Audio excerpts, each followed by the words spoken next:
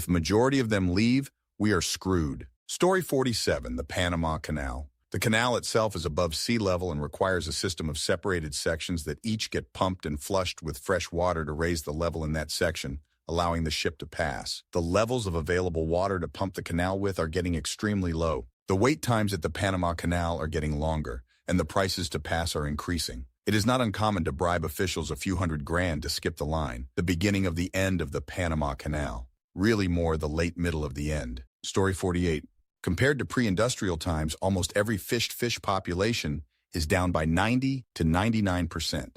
In the early 1800s, when record-keeping began, a fishing vessel could catch in a day what we now catch in a year for some species. Insect populations in general are on the decline. There are two more well-known publications about it. One used windshield impacts and found dramatic declines. Another surveyed German nature preserves. Over 50% decline in population found. The insects are disappearing and we don't know much. Just like fish populations, some marine mammals aren't keeping up in spite of impressive international cooperation. After glacial progress since the 1980s, the North Atlantic right whale population is dropping again.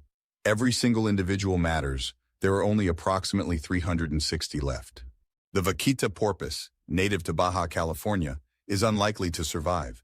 Its home waters are plagued by the Chinese medicine trade. A 2022 study estimated fewer than 10 were left. The most recent estimated 6, 8 to 9, 11. And of course, hopefully the most well-known example, corals. I recently moved to Florida for college. I was saddened to hear from a professor that the Keys have corals, but no longer what would be considered reefs. Coral populations have basically already collapsed, but it can and probably will get worse. Story 49.